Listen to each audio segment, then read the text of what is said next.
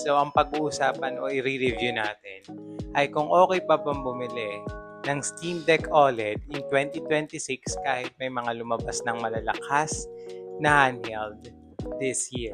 Alam naman natin na almost 3 years old na ang Steam Deck OLED kasi lumabas to nung November 16, 2023. So, almost 3 years na siya, di ba? So, okay pa bang bumili ng Steam Deck OLED this 2026 kahit ang dami na lumabas na bago at malalakas na handheld? So, para sa akin, sulit pa ang Steam Deck OLED in 2026 kasi kung meron akong kakilala na gusto mag-handheld or first time pa lang maglalaro in handheld, syempre, number one na i-recommend ko sa kanya ay ang Steam Deck. Ang paglalaro sa Steam Deck OLED ay parang paglalaro lang or may ihahalin tulad ko sa paglalaro sa PSP. Kung nagkaroon ka ng PSP, ganun ka-basic laruin si Steam Deck OLED. Once na tinurn off mo o in-sleep mode mo si Steam Deck OLED, kapag kainon mo siya, kung saan mo iniwan yung laro, ay yun pa rin yung babalikan mo. As long as hindi siya nalobat. Yung battery niya kasi guys, depende sa anong klaseng laro na nilalaro nyo. Kung gaano kahirap o gaano kalakas yung nilalaro nyo laro, AAA or mga indie games. Kasi kung AAA yan, katulad ng nilalaro kong Kingdom Come Deliverance 2, which is napakagandang laro, i-recommend ko din yan sa inyo dahil sobrang ganda or sobrang smooth yan sa Steam Deck. Sobrang smooth. Parang binild siya para talaga sa Steam Deck, guys.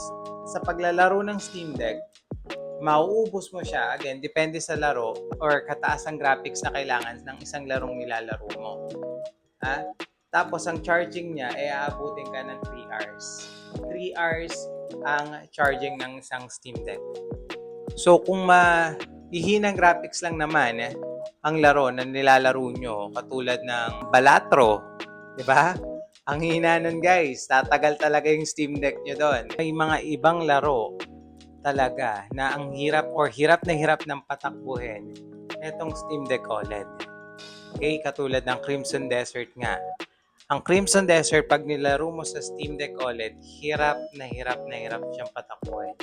Maawa ka na lang sa Steam Deck mo once na nilaro mo yung Crimson Desert. Pero, punta na nga tayo sa isang pinaka makakaapekto ng dahilan kung bakit hindi na sulit din ng Steam Deck.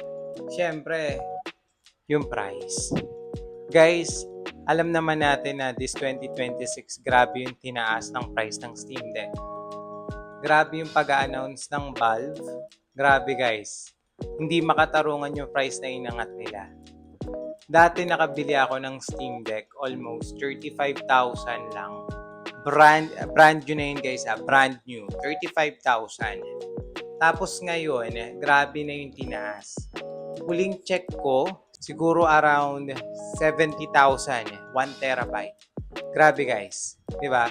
So isa yun sa dahilan para sa akin kung bakit hindi na masyadong sulit ang Steam Deck this 2026. Kasi maraming ganong price na halos na mas malakas pa kay Steam Deck.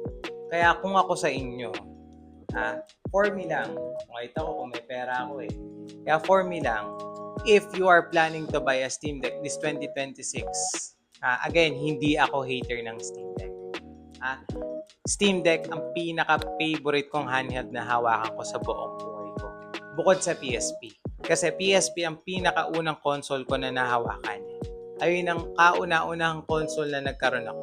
Hindi nga akin yun, sa ate ko yun pero pinahiram lang sa akin. Hindi naman niya ginagamit. So ako na yung gumagamit araw-araw. So again, Steam Deck ang pinaka-favorite kong handheld sa buong buhay ko. Promise, Steam Deck. Napakaganda niyang gamitin. Tsaka laruin, napaka-friendly use nga niya talaga for me. Pero again guys, kung plano niyo bumili ng Steam Deck this 2026, tapos ang price naman niya is around 73 to 70,000, i-recommend ko na lang sa inyo guys, bumili na lang kayo ng Steam machine. Diba? Ako mag-i-Steam machine ako kung may pera ako.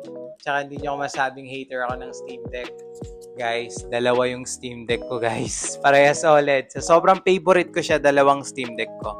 Though sa mga second hand or sa marketplace naman tulad ng Facebook, guys, makakabili kayo ng Steam Deck OLED around 35,000 or 38,000 na nga halos. Ang marirecommend ko na lang sa inyo, mag-Steam machine na lang kayo guys. No-brainer yun guys, Steam machine na lang. Bakit guys? Alam nyo ba yung balita or yung sinabi ng Steam Valve? 6 times ang power ng Steam machine. Steam machine guys, though hindi siya handheld kasi kailangan mo talaga ng TV kapag ka bibili ka ng Steam machine. Pero guys, dadagdag ka na lang ng 20,000 to 25,000. Diba guys? Dadagdag ka na lang ng ganung amount, meron ka ng 6 times na mas malakas sa isang Steam Deck OLED. Diba?